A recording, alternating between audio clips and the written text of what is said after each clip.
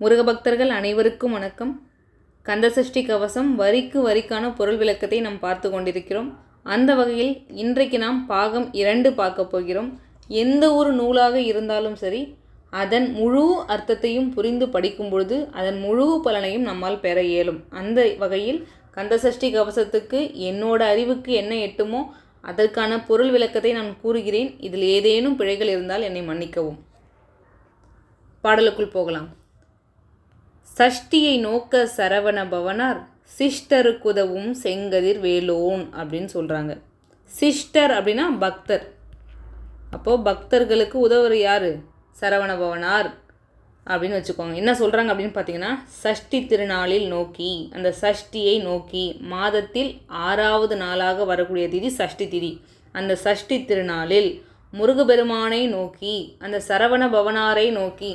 ஏன் சரவண பவனார் பேர் வந்துச்சுன்னு பார்த்தீங்கன்னா, சரவண பொய்கையில் எழுந்தருளிய காரணத்தால் சரவண பவனார் அப்படின்னு நம்ம அழைக்கிறோம்.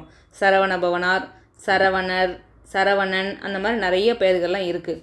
அப்போது அந்த சஷ்டி திருநாளில் முருகபெருமானை நம்ம நோக்கி வரும் பக்தர்களுக்கு முருகபெருமான் உதவுவார். உதவும் செங்கதிர் வேலோன் அப்படின்னு சொல்கிறாங்க.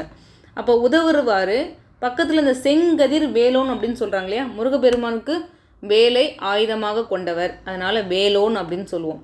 அந்த வேல் எப்படிப்பட்ட வேல் அப்படின்னு கேட்டிங்க அப்படின்னா, செங்கதிர் வேலோன், செம்மையான ஒளி பொருந்திய அந்த வேல். அதாவது எப்படி இருக்குமா, சூரியன் பிரகாசிக்கிற மாதிரி பிரகாசிக்கும் அப்படின்னு சொல்கிறாங்க. அப்போ செங்கதிர் வேலோன். நம்ம சஷ்டி திருநாளில் முருகபெருமானை நோக்கி வரும் பக்தர்களுக்கு முருகபெருமான் என்ன பண்ணுவாராமா, அருள் புரிவார், உதவுவார். ஓகேங்களா. அடுத்து பாதம் 2 பன்மணி சதங்கை கீதம் பாட கிண்கிணி ஆட மையல் நடஞ்செய்யும் மயில்வாகனனார் அப்படின்னு சொல்கிறாங்க. பாதம் 2 அவரோட 2 திருப்பாதத்திலும் பன்மணி சதங்கை அப்படின்னு சொல்லியிருக்காங்க. பன்மணினா பல மணிகளை கொண்ட, பல வகையான மணிகளை கொண்ட. நம்ம சொல்கிறோம் இல்லையா, முத்து, மரகதம், மாணிக்கம், அந்த மாதிரி நிறைய சொல்கிறோம் இல்லையா, அந்த மாதிரி பல வகையான மணிகளை கொண்ட. சதங்கை அப்படின்னா நம்ம எப்படி காலில் கொலுசு போடுறோமோ அதே மாதிரி நம்ம இறைவனுடைய திருப்பாதத்தில் போடக்கூடிய ஒரு அணிகலன் தான் சதங்கை அப்படின்னு சொல்கிறோம். அப்போ அவருடைய 2 திருப்பாதங்களிலும் அந்த பல வகையான மணிகளை கொண்ட அந்த சதங்கை அணிந்திருக்கிறார். அது எப்படி இருக்குன்னு சொல்கிறாங்க பாருங்கள். கீதம் பாடுதாமா, அதுலேருந்து ஒரு சத்தம் வரும் பார்த்தீங்களா, அது இசை தெய்வீக ராகமாக இருக்குன்னு சொல்கிறாங்க. கீதம் பாட கிண்கிணி ஆட, கிண்கிணினாலும் சதங்கை தான். அந்த கீதம் அந்த வர்ற ஒளி சத்தத்தில் அந்த சதங்கையே ஆடுதாமா. அப்போ கிண்கிணி ஆட அப்படின்னு சொல்கிறாங்க. மையல் நடஞ்செய்யும் மயில்வாகனனார். மையல் அப்படின்னா நம்மளெல்லாம் மயக்கும் அப்படின்னு அர்த்தம். நம்மளை எல்லாரும் கவர்ந்து இழுக்கக்கூடிய. இப்போது நம்ம முருகபெருமான் அந்த இடத்துல ஒரு நடனம் செய்கிறார் அப்படின்னா நம்ம பார்க்காமையே இருப்போம், எல்லாரும் ஃபஸ்ட்டு அதை தானே பார்ப்போம். அப்போ மையல் அப்படின்னா நம்ம எல்லாரையும் கவர்ந்து இழுக்கும். நடஞ்செய்யும்னா நடனம் செய்யும், அந்த நடனம் செய்யும் மயில்வாகனனார், மயிலை வாகனமாக கொண்ட முருகபெருமார் அப்படின்னு அர்த்தம். ஓகேங்களா. அந்த முருகபெருமான் எப்படி வராருன்னு பாருங்கள். 2 பாதத்திலும் சதங்கை அணிந்திருக்கிறாராமா. அந்த சதங்கையிலேருந்து வரக்கூடிய ஒளி சத்தத்தை கேட்டு அந்த கிண்கிணி ஆடுது.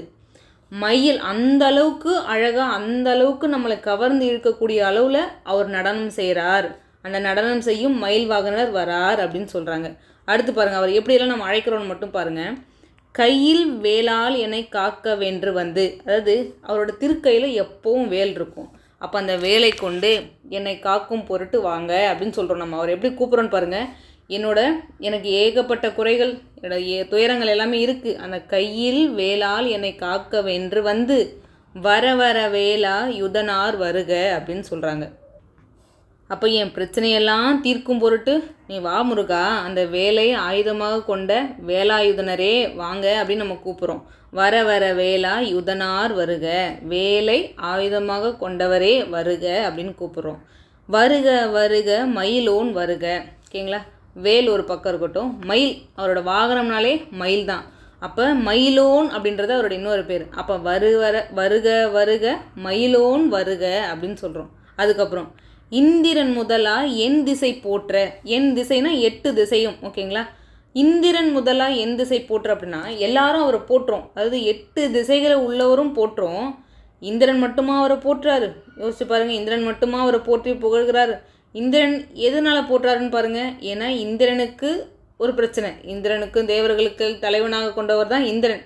அவங்களுக்கு ஒரு பிரச்சனை வந்துச்சு. அந்த பிரச்சனையை யார் சரி பண்ணது? முருகபெருமான். சூரபத்மாவை அழித்து இந்திரன் மற்ற தேவர்களை எல்லாம் காப்பாற்றியவர் முருகப்பெருமான். அப்போ தேவர்கள் இந்திரன் என்ன பண்ணுவார்? அவர் போற்றி புகழ தானே செய்வார். அப்படி இந்திரன் மட்டுமா போற்றுறாரு? என் திசை 8 திசையிலும் முருகனை போற்ற தான் செய்கிறாங்க. அப்போ இந்திரன் முதலா என் திசை போற்ற மந்திர வடிவேல் வருக வருக. வடினா கூர்மையான அப்படின்னு அர்த்தம். அது அந்த மந்திர வடிவேலாமா. அந்த வேல் வருது அப்படின்னா அந்த வேல் நம்ம எல்லா பிரச்சனையும் அழிச்சிருதே. நம்ம பிரச்சனைகள்லாம் அழித்து நம்ம துன்பங்கள்லேருந்து நம்ம காப்பாற்றுது இல்லையா? அதுனா சாதாரண வேலா? அது மந்திர வடிவேல் அப்படின்னு சொல்கிறாங்க. அந்த வடினா கூர்மையான வேல். அந்த வேல் எப்படி இருக்குது? அப்படியே கூர்மையாக இருக்குது.